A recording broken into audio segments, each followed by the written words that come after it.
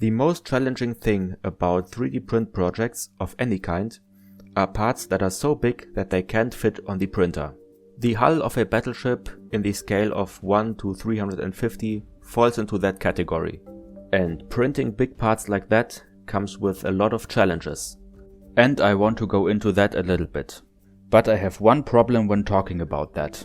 What do I cover and what do I leave out? I have recorded hours of footage. And for obvious reasons I cannot include all of it. So here's what I'm going to focus on in this video.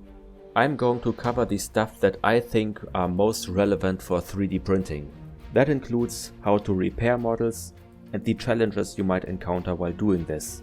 Then I'm going to talk about the decision-making process when it comes to where to separate big parts like that. I'm also going to cover how you can design those wood planks on the deck very fast and easily. I'm also going to show how I design all of these bolted panels here on the hull. And then at last I'm going to cover what I do to prevent warping. With all of that being said, let's get into it.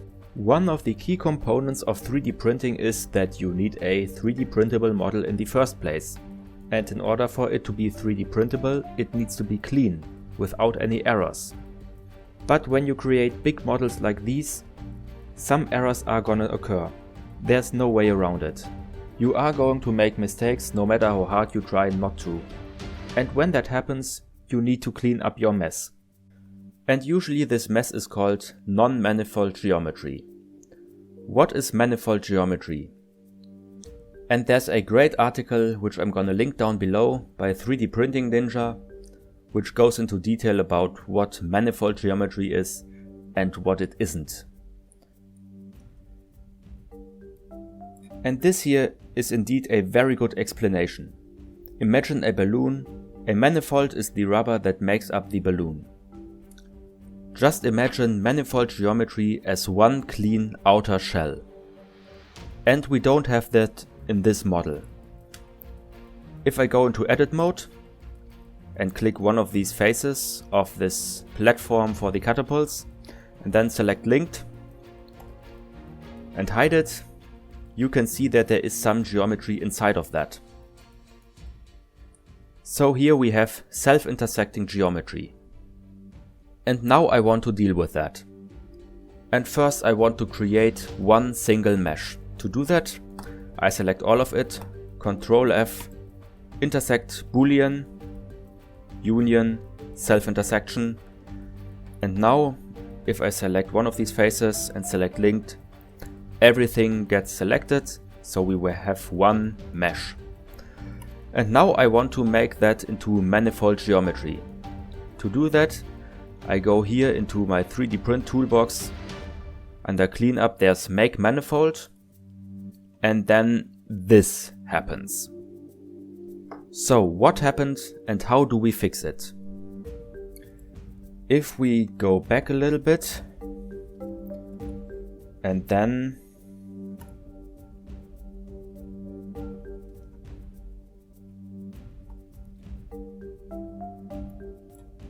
just hide all of this, we can see the problem. What we have here is intersecting geometry. And here I have prepared a very simple example of intersecting geometry in Prusa Slicer. If we move down like this, everything looks good so far, but here, things start to look weird. Somehow the slicer seems to think that all of this here is just hollow, which it isn't. But the geometry indicates that it is. And if we move down a little further, then we get to the point where everything seems to be fine, but as you can see here clearly, Prusa Slicer is creating geometry inside of this solid block here. And this is the same object that I just showed in the slicer here in Blender. And it has a few issues. First of all, it has inner faces, like these. Then it has self-intersecting geometry. And if you look at this mess, you might think, how is the slicer supposed to slice that? How is the software supposed to deal with all of these interfaces? And the answer is that it simply can't, which is why we have to fix it. And there are different ways of doing that. One of them is the automatic way and one is the manual way. For example, you can do it right here in Blender. If you just make manifold, all of those issues should be resolved immediately. It's as easy as that. Or you can do it in the slicer, like here in Prusa, and if I slice it now, everything should be fine. But it's not always as simple as that, because this mesh here is very simple geometry. But sometimes the geometry gets so complex that the automatic way of solving those issues just doesn't work, like we have seen here. And this is when you have to start fixing things manually.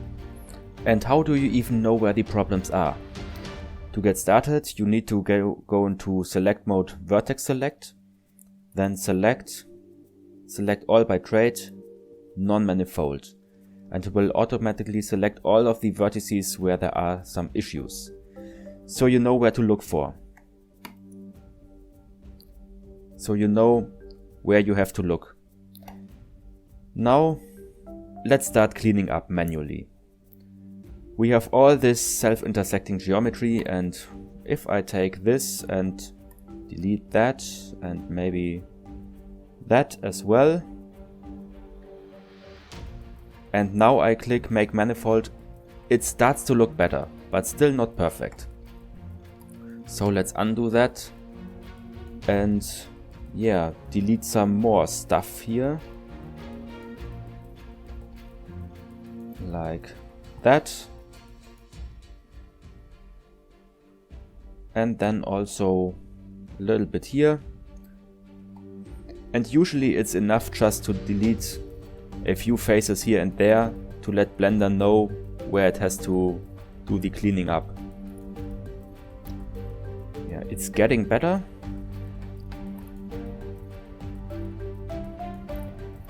Oh yeah, and this needs to be dealt with.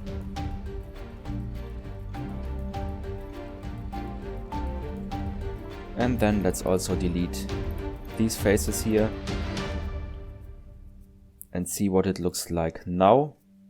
Yeah, and that looks already pretty good. So, usually it's enough just to delete a few faces here and there, and Blender will do the rest. And now the question might come up, why don't you just fix the model in Prusa Slicer or Mesh Mixer like you did before? Well, when you have very dense geometry and you try to repair it in Prusa Slicer, you might end up with something like that. You can clearly see that the surface isn't smooth anymore. And my assumption is that Prusa Slicer merges vertices that are not supposed to be merged. But when I look at how dense the geometry really is, I don't think my assumption holds true. But I for myself have developed this rule of thumb that if I have very dense geometry, I do not attempt to repair it in Prusa Slicer. So that was a very brief introduction into repairing models. On to the next topic. When you want to print very large models, you are obviously limited by the build volume that your printer has. This big part obviously cannot be printed in one go. So when you separate models like these, it's good to have set build volume modeled as a proxy here in Blender. This can give you an indicator of how big the parts you can print will be. But don't be fooled. That doesn't mean that you can print the entire segment from here to here. First, you need to take into account that you have to subtract a few centimeters for the support structures. Maybe like that much. Then you should consider to angle your model, because that will give you better printing results. And you see the amount of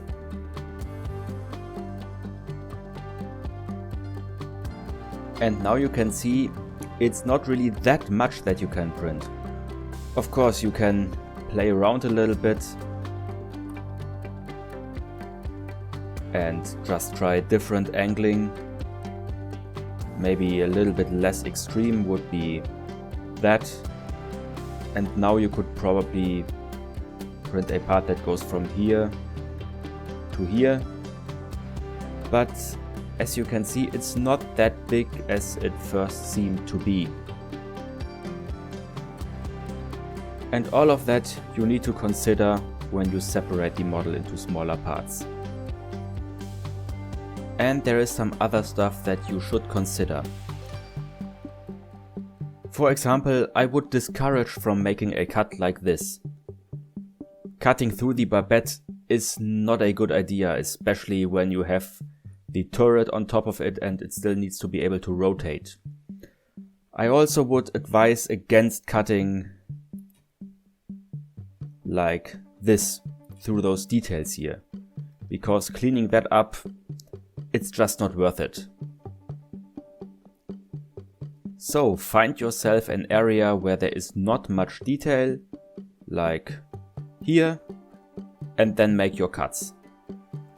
And if you want to see if that actually can be printed and fits in your printer, just take your proxy for the build volume and line it up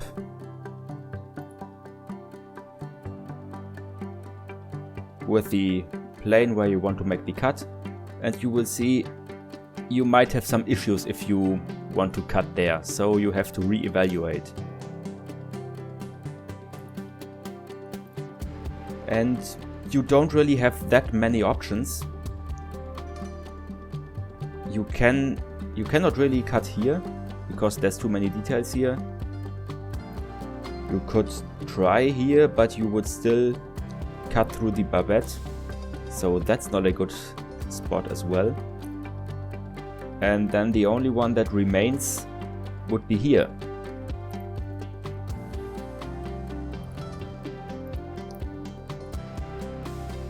And if you now go into wireframe mode, you see that you have quite a lot of space left that's unused. But that is something you just have to live with. I mean, I would love to use all of this space a little bit better, but sometimes it just cannot be helped. Time to create the wood planks on the deck. First I'm gonna go into top view and create one single plank of wood.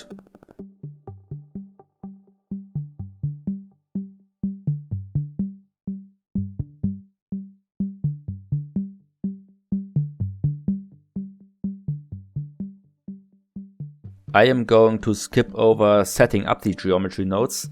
Instead, I'm just going to show you the result here and then explain later what I really did. But yeah, this is my setup for creating a wooden deck or any wooden surface, as long as it's pretty much flat. So what does this geometry node setup do? It looks very complex, but if we break it down, it should be very simple. So the first thing this setup does is create a line. And on this line there is a number of points. The exact number and the distance they are apart from each other are defined in the geometry nodes. Then it creates another line, this time in the direction of the y-axis. And again, the number of points and the distance they are apart from each other are defined in the geometry nodes. But it doesn't only create one line, but for each point on this line, another line is created, exactly starting at that point.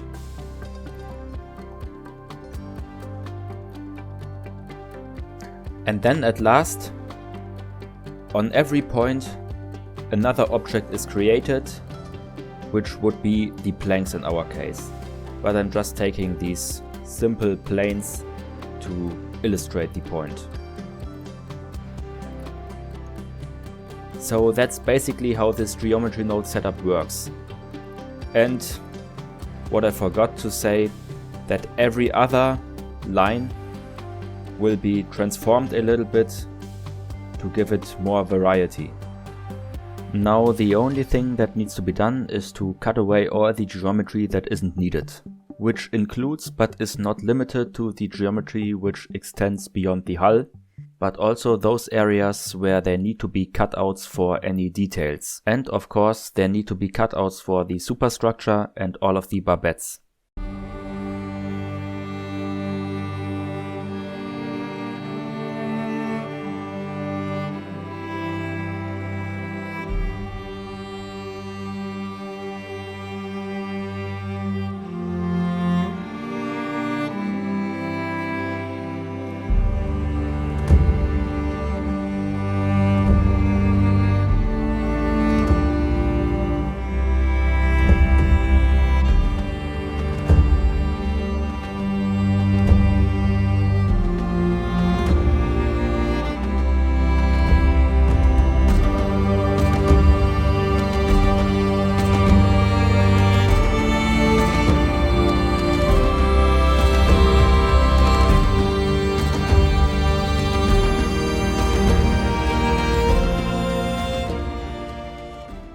And the second to last topic I want to cover today are those bolted panels here on the hull. It took me almost a day to figure out how to do it. So here's a short breakdown. First I need to go back to the version of the hull before I applied any subdivision. Then I am going to select all of the faces that I want to be covered with panels. I duplicate them and separate them from the model. And then I need to completely retopologize them.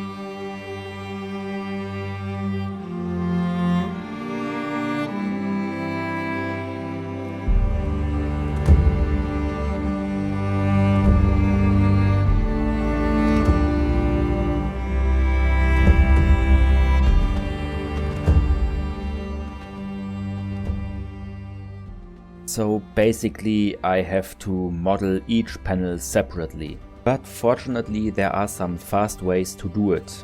And as you can see, first I'm going to mark all of the edges which define each panel. And this is some tedious work, but it just needs to be put in at first. It will get easier later. And now I'm going to add an edge split modifier. And what that does, it basically disconnects all of the marked edges from each other. And now I have all the panels separate. Then I stack a solidify and a bevel modifier onto that, and it already starts to look pretty good. Now a subdivision surface modifier to smooth out those rougher edges, and we are starting to get somewhere.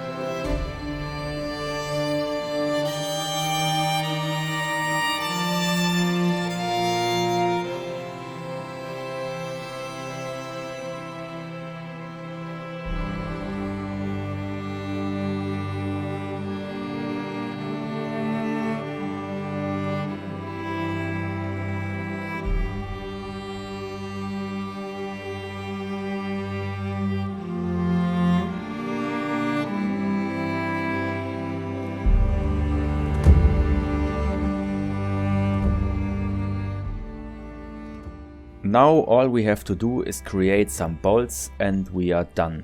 For that I use an add-on called Random Flow. It basically allows you to create bolts with just a few clicks. If you watched my last video where I reworked the superstructure, you can see that I basically created all of those bolts manually, because back then I didn't even know about this add-on. This could have saved me so much tedious work, and that's how I achieved that result.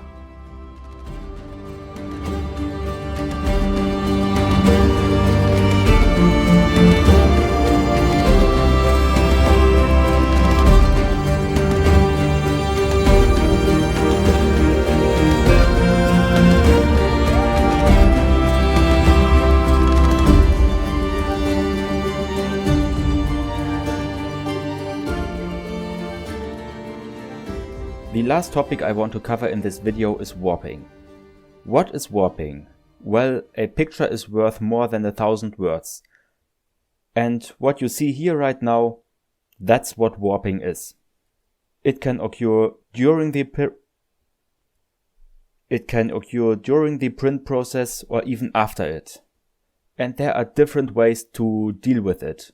For example, what kind of resin you use, or what the exposure time is, only to name a few. But even when you design a part, you can already account for that. I am going to link that article down below. And what that actually looks like, I think it's best to show on a finished part. Let's, for example, take this part of the hull. So the upper end, leading up to the bow, is perfectly flat and even. Absolutely no warping to see here. But on the other end, there is clearly warping going on. I think it can be very clearly seen in this shot. And warping is always strongest at the beginning of the part, and it gets better the more you move down. So what can be done about that? Unfortunately, I have not yet found a solution to completely avoid it, but I'm experimenting with different approaches on covering it up, and one of them is using segments like these here. It's still not perfect, because I need to figure out tolerances and stuff, but it's good enough for now. And this is what it looks like. I glued some of those segments to the hull to fill those gaps. I filled the other gaps using modeling putty, but you can see that those segments don't fit in perfectly, and I'm gonna address that in a second. After filling in most of the gaps, I usually like to prime the model, well, not entirely, but at least where I had to fill in some gaps, to better see what the surface actually looks like. And again, you can see that I didn't manage to fit in those segments perfectly. And now a final look on the model. Here I already added a little bit of grey color to it. And to be honest, it looks quite bad. Maybe I could have done a better job, but that is basically what warping does. Even if you plan everything out perfectly, warping can mess up your model to the point that nothing really fits together anymore. And that's especially true for very big parts. You can also see that there is a big gap between the superstructure and the hull. That's because the superstructure warped as well. I will try to cover it up as best as I can, but there's not really that much that I can do. And you can also see that on the deck it looks very bad and rough. That's because there's a height difference of about ½ millimeter. It doesn't sound like much, but on a model like that it's quite significant. I will try to cover that up with paint. And for future projects I'm probably gonna cut out this entire section of the deck and then insert it later. But that should be it for now. I'm gonna end the video here. I am going to make one final video about the Satsuma with the finished model and some final thoughts, and from there on I will have to see what I'm gonna do next. For now I hope that this was informative for you, and if you want to hear more about certain challenges with 3D printing, especially with big ships like this, just let me know, and I will hopefully see you again very soon.